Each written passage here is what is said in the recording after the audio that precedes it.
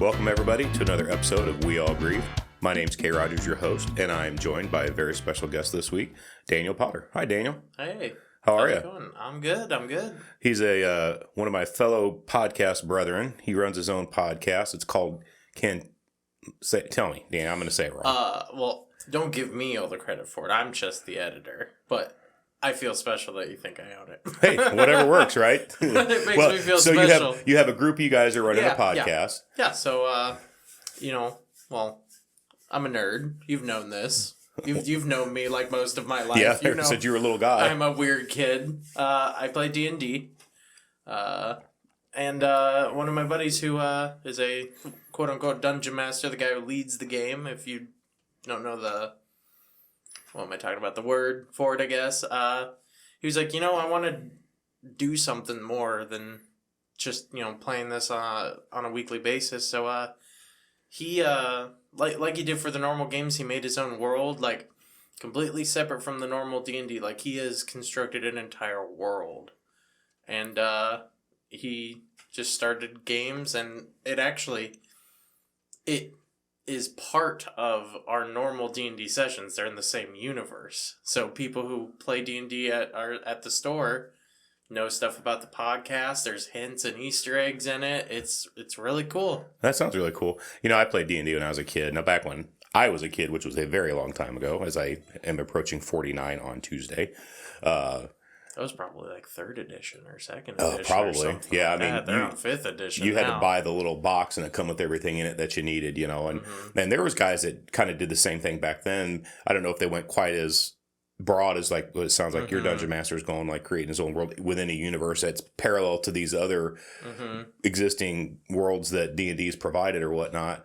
But we used to have a really good time. You get a bunch of kids sitting around, and they had the little cardboard thing up, and the dungeon masters run the game, and you're trying to build your heroes and all kinds of different stuff, And then they used to have big old tournaments over at ICC. I don't know if they still do it now or not, but I didn't know that. Yeah, they used to have big tournaments over there, big D&D tournaments. I'm sure they still do tournaments somewhere. I just don't know where. But yeah, it was a big, like one-shot campaigns and stuff like that. A lot of places. Yeah, it's almost, and I'm not sure how they I'm sure if you get killed, you're obviously out, and then they narrow it down to where you have your final group of guys or something. I'm not sure, but what I like, what he does at the store for normal D&D, not the podcast, is you level up as a person, not as a character. So it's not like you spent years playing this character and you die and you're at level 1 again.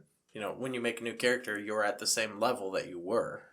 So you get to continue. It's basically just a continue with a new character. That's kind of cool. Yeah. So he's leveling the human person, not the character. Yeah, so it's based off of sessions that you go to instead of it's almost like taking forever to do anything. So it's almost like an incentive. You come play and you are going to get leveled up, and in any character you are, that's the level they are because that's what you are. That's actually a really different way to do it. Heck, actually, my character, I recently just changed characters from when I started there. And I actually decided to make him evil. I just told him, I was like, hey, he's evil now. Because of things that happened, circumstances. And, I was toying around with, just being like, he doesn't like the group much anymore, so he'll be less likely to help. I'll roll a D100, just like a percentile dice, and I rolled a 100. So I was like, oh, well, I guess that's fate. He's evil now. He's evil. This is what's going to happen, guys. That's made the DM way too happy, though, because I like to build my D&D characters broken. So I may have just given the person who controls the game, one of the strongest characters. Great. Well, I'm not going to pretend I understand all the rules now. It's a lot different, like I said. I'm not going to pretend like I understand. Yeah, well, you guys got a lot more knowledge about it than I do, at least this day. I haven't played, like I said, I was a kid when we played, and we used to, it was probably, I'd have to go back and look. It would have been in the late 70s, early 80s, so whatever version that would have been back then. But, yeah, we had a lot of fun with that. Just watch Stranger Things. Yeah, there you go. There you go. You'll know, because that's about the same time frame. That's about my life in the 80s, too. Stranger Things is actually written about my life in the 80s when I had long hair and I looked like Meatloaf, the singer. If you look really closely, it says a real life story about Kay. Yeah. So it's in the credits, guys. So. I saw it. Don't worry. So, Daniel, I invited you on the show because I think you have a unique story about your life. I've known you since, God, you and Aaron were running around. I think you guys were not even teenagers yet. I think you were pretty, it's a long time. Because how old are you now? 27. 27, yeah. So I bet I've known you It still surprises me at when least they say that number. probably 15, almost maybe 18 years or something. It's been a long time. Oh God, it's been forever. Yeah, it has been. But you were adopted, Mm-hmm. and I thought it'd be kind of interesting to kind of talk about that a little bit, because I think a lot of people hear that and they're like, "Oh my God, how did you handle that?" And I think in a lot of cases it can be shocking. I think. Mm-hmm. In other cases, and people are just like, well, okay, whatever. It doesn't change anything for me, so it doesn't matter. How old were you when you found out? Did you always know, or did they kind of tell you when you got a little bit older? I don't think I remember the exact age. I know I was young when I first found it out. And then right around when Facebook was getting like first popular, I wasn't allowed to make a Facebook, but I made one anyway. Well, of course. Of course. What kind of child would I be if I didn't disobey my parents and make Well, one? as soon as they tell you you can't, you're going to somehow, and they're just not going to know about it. Exactly. And then my parents found out shortly after I had one, and they were like, whatever. You're not talking to weirdo people. And then this lady started contacting me, and I think I asked my mom, do you know this person? And it was my birth mom, and she wasn't supposed to be talking to me. Like, I think the deal was like once I was 18 they could or something. I don't really know. Like, well, yeah, it's who knows the rules back then? Because exactly. Your parents adopted you. You were a baby, right? Yeah. Yep. That's what I thought. Because I don't. Yeah, you were a baby, and so about that time you're in your what? 15 years old when Facebook come out. I'm trying to think when that come out. It's been out what? Oh, probably. It's been out forever. Yeah, it seems like. So she's contacting you, and you tell your mom. Mm-hmm. And so, what was the reaction to that? I think my mom was more or less just surprised at first. Shortly after, she wasn't really messaging me anyway. At that point, I don't know. She just kind of like messaged me quick or whatever. It was weird, which, funnily enough, you know that what is it? Ancestry? Ancestry.com. Yeah. Yeah. So last Christmas, I got actually Ancestry from one side of the family, and I can't remember the name of one of the other ones but basically the same thing from the other side of the family, and I actually ended up finding my birth father, and I just talked to him like normally on Facebook now. Just chat on Facebook and chat with him. And were you, when you first started talking with her? So you've just met or started chatting with your birth father. So how long ago was that? I guess. Oh, that was probably about when COVID started. Actually. Okay, so just this year. Just this year. Yeah. And I'm assuming then you've been talking with your birth mother. Well, I haven't been able to get in contact with her, surprisingly. She's the one that contacted me when I was young, and I can't find her at all. Like, you know, Ancestry gives you, like, cousins and things like that. Right. I've asked them, I was like, hey, do you know this person? I can't remember her name off the top of my head right now, but, like every one of them are like, no, we haven't heard of it. I even asked, my birth father, and they got divorced, I think, shortly after I was adopted and things like that. And he says he hasn't been in contact with her, for a while. So it's just like the person who contacted me first is now almost impossible to find. Well, that's kind of weird, isn't it? It is weird. That's super strange. Mm-hmm. And I'm sure he knows what her name is, and yeah. And you do a Facebook search. I do too. It's well, you don't have to say it now. That's okay. Well, I can't. I just don't remember. It because that's me. I just don't think we should put it on the podcast yeah, fair either. Enough, right? Fair enough. So when you first started talking with her, was it kind of confusing for you at all? At first, it was when she was contacting me, and I was young at the time too. I definitely shouldn't have had a Facebook, but like it was confusing because like. In my head, I was like, well, this is my mom. But then, like, it's weird to say, but, like, at that age, I was aware that I did not look very much like my parents. But I do. Like, it's weird. I think, regardless of if you are the birth child of someone or you are raised by someone, I think you're going to look like them. I think it's just inevitable. Part of you is going to mold into who they are. Yeah. Because I see it too. Like if I look at old pictures, I'm like, oh, I look exactly like my birth mother. But at the same time, I have like the eyes of my father and stuff like that. Right. And it's like genetically we're not related, but I mean, they are my parents. Yeah, I think it's, so I was about my mom and my stepdad.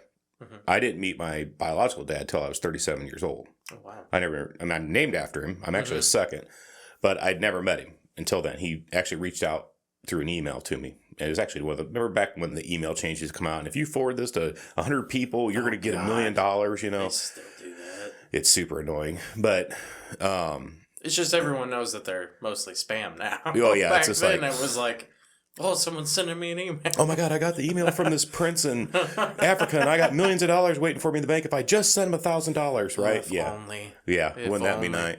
But that was kind of. But I was raised by my stepdad. He's my dad, right? Mm-hmm. And I don't look like him, but I think what makes me similar to him is my attitude and my actions and my mannerisms are a lot like his. And I think that's kind of what happens, right? Is physically we don't like morph or anything, but it's just the way we act and how we present ourselves. Yeah, you as a person, I guess I should have clarified that. You as a person kind of pull parts of the people who raise you to form your own personality. Yeah, and that's what makes you look like them, right? It's just because your attitude, your actions, and everything is, I mean, it's fostered by them. Mm-hmm. So you're going to have that. So that's what makes you look like them. It's just because you are them, right? Mm-hmm. Exactly. And so how long did you and her talk before she kind of fell off the face of the earth? It was not very long at all. I think that got kind of shut down real quick just because like she wasn't supposed to talk to me, but I couldn't even tell you the conversation or anything that happened. It was so long ago. My memory's bad. Well, I mean, if it wasn't for very long and you were young, more than likely there wasn't a lot to remember, right? Yeah, exactly. I mean, sometimes there just isn't nothing there. Right. Exactly. And so you're okay. So that's done. Mom and dad are okay.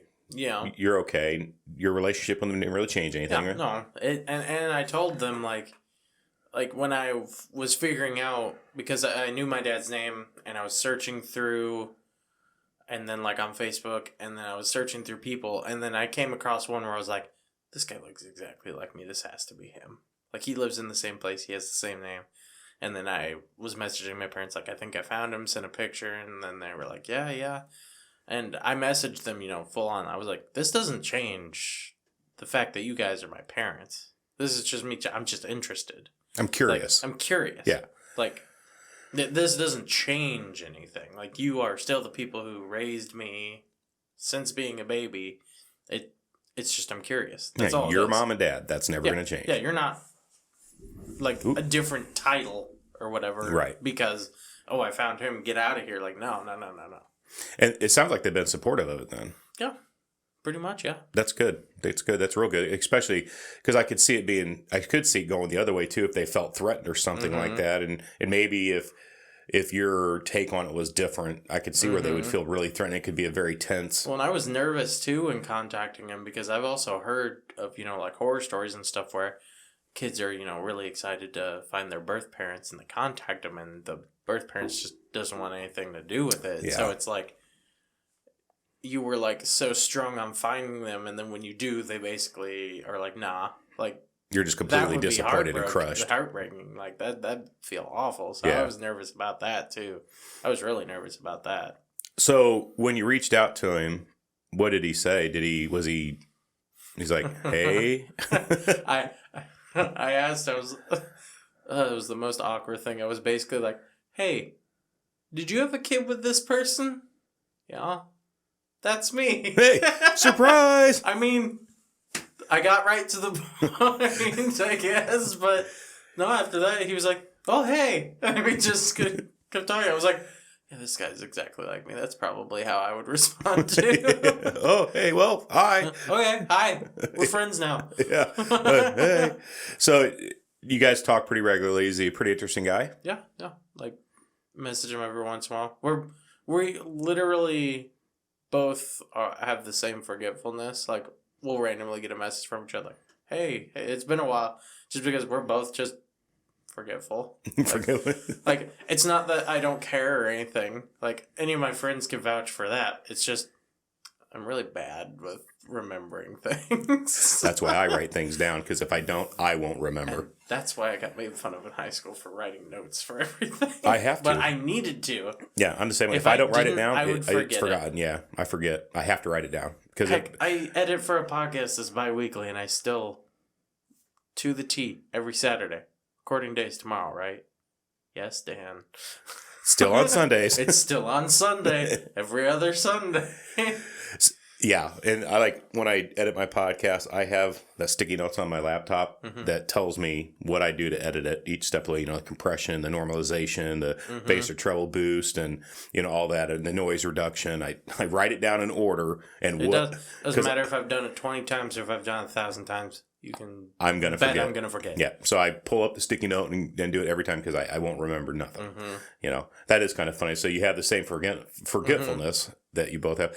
We also he just recently shaved his beard, and we both look awful without a beard. I was sitting there laughing. I was like, God, we just both look terrible without facial hair. Yeah, I may shave the beard, but I'll always keep my goatee, because if I don't have a goatee, I look terrible. Pam's like, what did you do? Grow it back now. I wish my wife was like that. She hates my beard. Oh, God, Pam's like, don't ever do that again. You have no upper lip. Just grow it back. It better be back by tomorrow. I'm like, that's probably not going to happen. So in your conversations, did you ever ask them like what happened or why they put you up for adoption or anything? The reason, I know the reason was they were just too young just to be able to handle that. I know my birth mom was 19 when I was born. Okay. So, I mean, I couldn't imagine. It's a lot of responsibility that young. And I mean, ask any one of my children. And back then too, there's not as much tech and stuff, I guess, to be as helpful either. Yeah, back in the day. Yeah, there wasn't as many resources available for somebody back then. I mean, it probably was a lot different. You didn't have a lot of the assistance that you see today. It just wasn't there. So I could see him being scared for sure. Yeah, exactly. I can't be mad at that. Like, no, especially me. God, I don't think I could have a kid right now. You're 27. You know what my worries are right now? This is how much of a man child I am. And my wife falls into this category too. We are worried that if we have a kid, we already buy 2 of the same type of Pokemon game. We're going to have to buy 3 if we have a kid. That's your thought. That is our thought process. Like, we are not doing it. I am not buying 3 of the same damn game. I'm not doing it.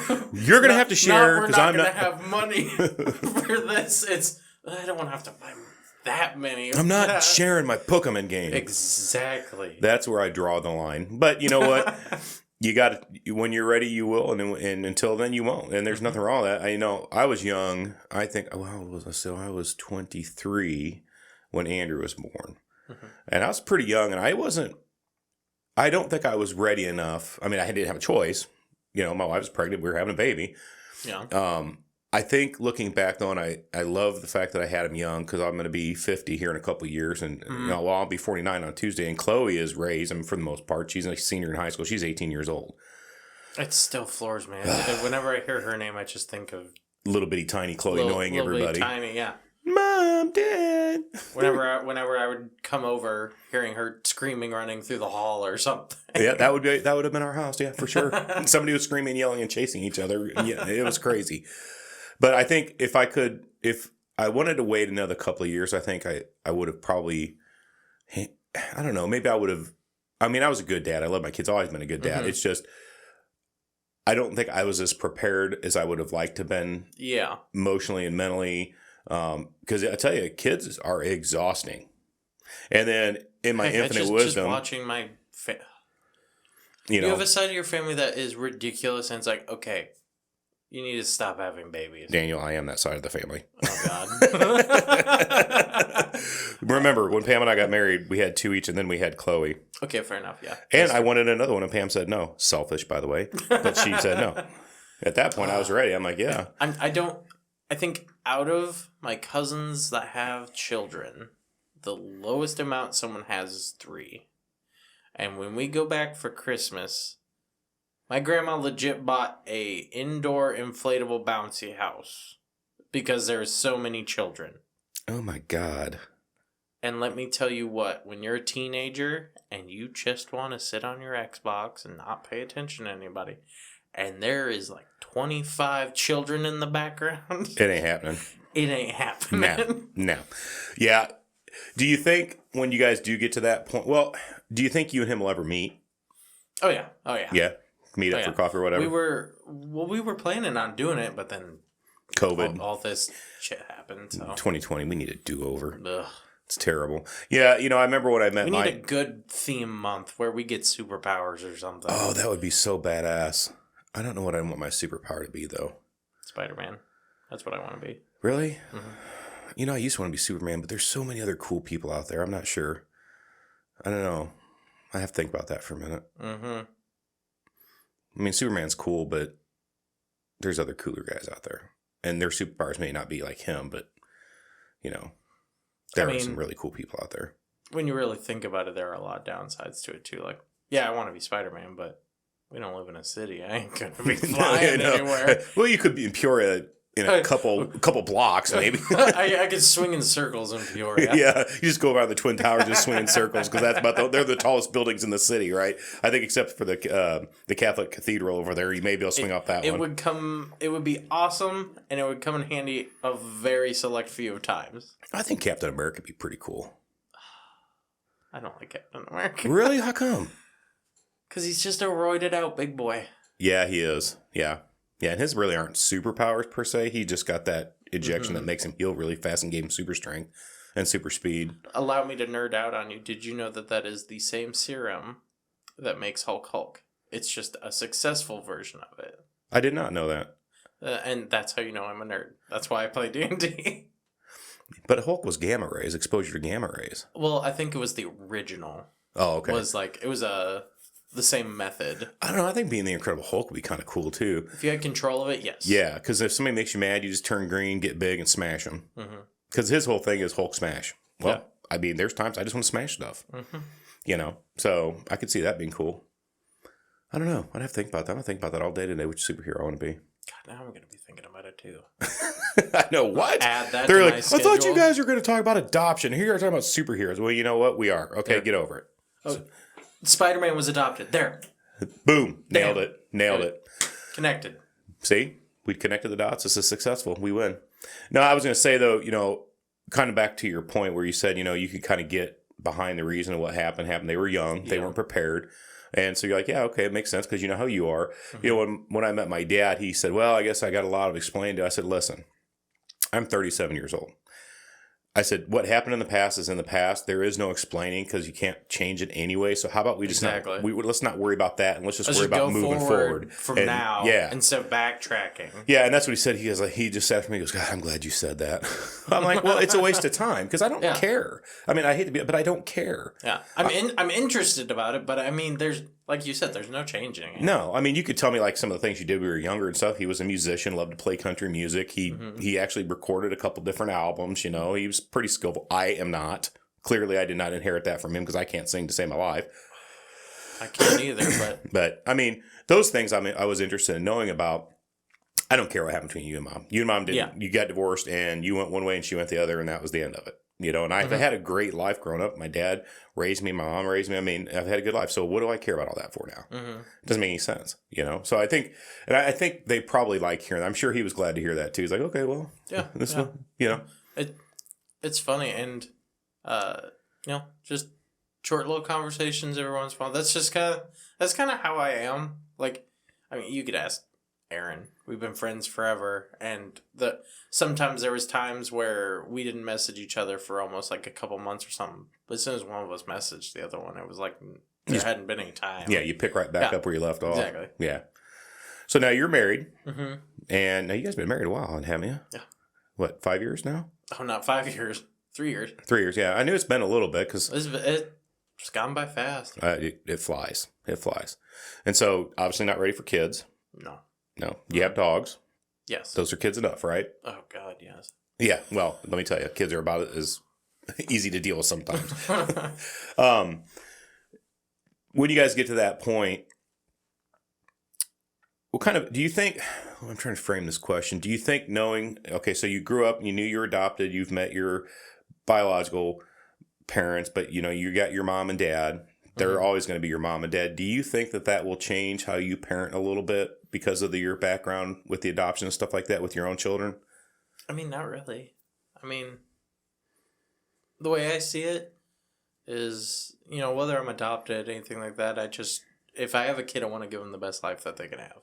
I want to give them the opportunities I haven't had, and I want them to just be raised and be happy. Well, that's really, really all I would want out of my child, is for them to be happy and enjoy what they're doing. Yeah. So support them in anything that they're doing. Obviously, if they're doing something stupid, which is going to happen. Which is going to happen. Yeah. I mean, they're related to me. It's inevitable at that point. Right. It's just to what level will they go, and trying to control that a little bit. Yeah. Yeah. Well, that's good. That's good. I mean, so you really handled it very well. I mean, you've accepted, it's almost like you just accepted things the way they are, and this is what it is, and it is what it is.